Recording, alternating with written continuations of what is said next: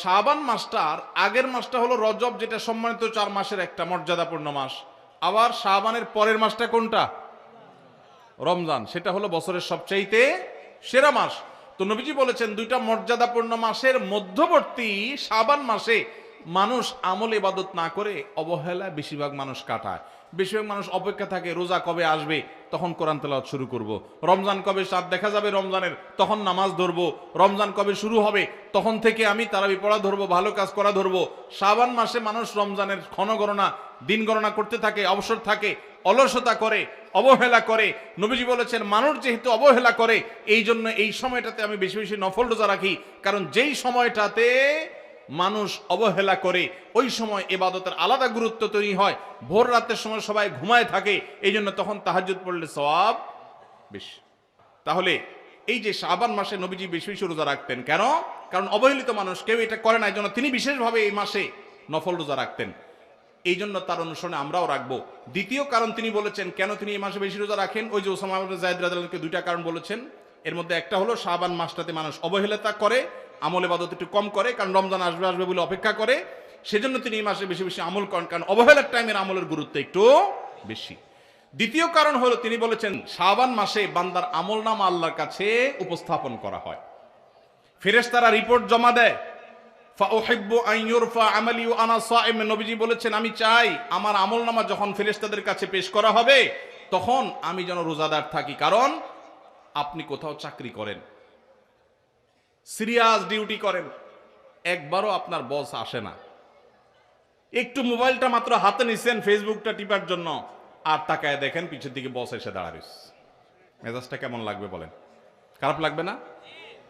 আর আপনি অন্য সময় যাই করেন না করেন খুব সিরিয়াস মুডে কাজ করতেছেন, পিছনে তাকায় দেখেন মালিক এসে দাঁড়ায়। কলেজেটা শান্তি হয়ে যাবে না? যাক মাশাআল্লাহ, এই বেচারা এসে আমরা যখন কাজে দেখবে বলবে বাবা খুব ভালো মানুষ, তো বেতন বাড়বে, তাই না? নবীজি সাল্লাল্লাহু আলাইহি সাল্লাম বলছেন যে আমি শাবান মাসে বেশি বেশি নফল রোজা এই জন্য রাখি, ফেরেশতারা আমার সারা বছরের আমলনামা আল্লাহর কাছে রিপোর্ট জমা দেন, সারা বছর কি করেছি না করেছি তার সব হিসাব জমা দেন।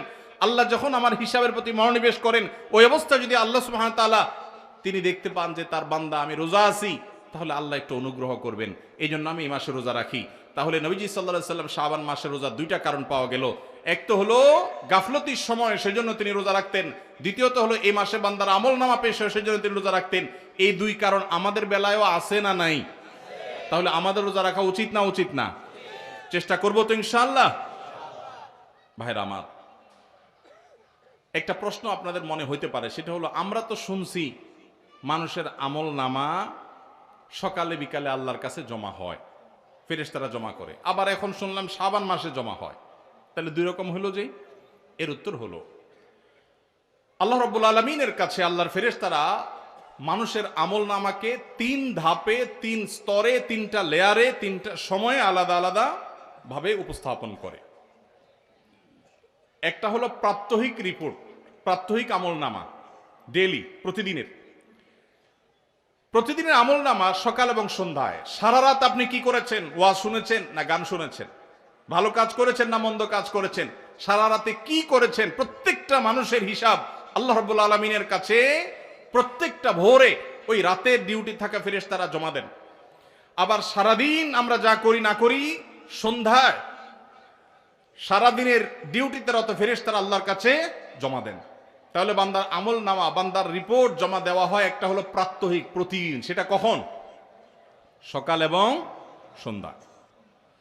বান্দার আমলনামা জমা দেওয়া হয় আরেকটা লেয়ারে, সেটা হলো প্রত্যেক সপ্তাহে 2 দিন, সোমবার এবং বৃহস্পতিবার।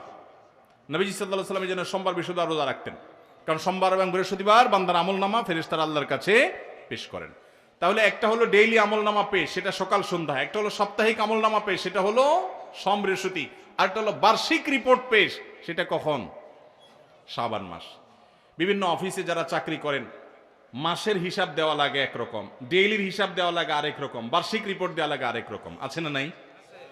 ঠিক একইভাবে আল্লাহ রাব্বুল আলামিনের কাছে আমাদের আমলনামা পেশ করা হয়। ভাইরা আমার, সেজন্য এই রিপোর্ট জমা দেওয়ার সময়গুলোতে বান্দা বিশেষভাবে আমলে মনোযোগী হবে। এই জন্য নবী সাল্লাল্লাহু আলাইহি সাল্লাম বলেছেন ওয়াসাব্বিহু, আল্লাহ তাআলা বলেছেন কোরআনে কারীমে ওয়াসাব্বিহু বুকরাতাও ওয়া আসীলা, সকাল সন্ধ্যা আল্লাহর তাসবিহ পেশ করো। নবীজি সাল্লাল্লাহু আলাইহি সাল্লাম সকাল সন্ধ্যা বিশেষ তাসবিহ পেশ করতেন, জিকির আজকার করতেন, দোয়া করতেন, আমল করতেন। কারণ এই যে আমল জমা দেওয়া হয়, আমল নামা জমা দেওয়া হয়। আবার সোমবার বৃহস্পতিবার রোজা রাখতেন, কারণ আমল নামা জমা দেওয়া হয়। আবার শাবান মাসে বেশি রোজা রাখতেন, কারণ আমল নামা জমা দেওয়া হয়। তাহলে আমল নামা জমা দেওয়ার তিনটা লেয়ার আছে, মনে থাকবে তো ইনশাআল্লাহ ভাইরা আমার। এছাড়াও শাবান মাসে বেশি বেশি নফল রোজার আরেকটা কারণ আছে, সেটা হলো ইস্তেহাদি। সেটা হাদিস দ্বারা না, প্রমাণিত না, সেটা বিভিন্ন মুহাদ্দিসগণ, ওলামা একরাম, স্কলারগণ বলেছেন। সেটা হলো হঠাৎ করে রমজানের রোজা যদি রাখা শুরু করেন, সারা বছর এক রকমের খাদ্য অভ্যাস, সকাল দুপুর রাতে খেয়ে, এখন হঠাৎ করে অভ্যাসটা চেঞ্জ হয়ে যাবে, ইফতার এবং রাতে সাহারি খাবেন আর সারাদিন না খেয়ে থাকবেন। হঠাৎ করে 30 দিনের রোজা রাখতে গিয়ে আপনার কষ্ট হয় কিনা, অভ্যাসটা আগে থেকে যেন হয়, সেজন্য শাবান মাস থেকে কিছু কিছু নফল রোজা রাখতে হয়। এটা হলো ওয়ার্ম আপ, রিহার্সেল, প্রস্তুতিমূলক রোজা। এই জন্য ভাই এই শাবান মাসে বেশি বেশি রোজা রাখবেন তো ইনশাআল্লাহ। পুরো মাসের প্রথম 15 দিন 20 দিন রোজা রাখার তৌফিক যদি নাও হয়, অন্তত একটা রোজা হইলেও নবীজির সুন্নাত আমল করতে গিয়ে আমরা কারা কারা করবো একটু হাত তুলে দেখি। একটা হইলেও রাখবেন ইনশাআল্লাহ। নিয়ত করছেন তো ইনশাআল্লাহ? সবে বরাতেরটা না, ওইটা বাদে একটা হইলেও রাখবেন। নিয়ত করছেন তো ইনশাআল্লাহ? আল্লাহ আমাদের সবাইকে আমল করার তৌফিক দান করুন। এই আমলটা যদি আপনারা করেন ভাইরা, হারিয়ে গেছে সমাজে, আলোচনা নাই, সেজন্য আমি আলোচনা করলাম। বিলুপ্ত হওয়া আমলগুলোর একটা শাবান মাসে বেশি বেশি নফল রোজা। চর্চা নাই, আমল নাই, আলাপ নাই, মানুষ ভুলে গেছে। আপনারা যে ঘরে ঘরে রাখেন, মানুষ জানবে, সুন্নাহটা জিন্দা হবে, ঘরে ঘরে আমলটা শুরু হবে। আপনি অন্য মানুষকে বলবেন একই কথা, তাকে উদ্বুদ্ধ করবেন, তাহলে নবী সাল্লাল্লাহু আলাইহি সাল্লামের ওই হাদিসের ফজিলত পাবেন। আপনি মৃত সুন্নতকে জিন্দা করলেন, সেই সওয়াবটা পাবেন। চেষ্টা করা যাবে তো ইনশাআল্লাহ। তো এই মাহফিল থেকে আমি সামারি করছি, কথা তো অনেকই বললাম। দুটি জিনিস অন্তত আমরা সবাই সংকল্প করে নিয়ত করে যাব। মা বোনরা যারা শুনছেন, আপনারা যারা শুনছেন, সবাইকে বলছি, একটা হলো আজানের জবাব দেওয়ার কথা বলেছি, আর একটা হলো শাবান মাসে বেশি বেশি নফল রোজা রাখার প্রকার। 2টা 4টা 6টা ভাইরা আমার, রোজা রাখলে মরে যাবেন না। মনে হয় যে সারাদিন না খায় কেমনে থাকবো। যারা নিয়মিত নফল রোজা রাখেন তারা জান পানির মতো সোজা, কোনো ব্যাপার না, আল্লাহর রহমত। একটু চেষ্টা করলেই হয়, একটু হিম্মত করলেই হয়। চেষ্টা করা যাবে তো ইনশাআল্লাহ।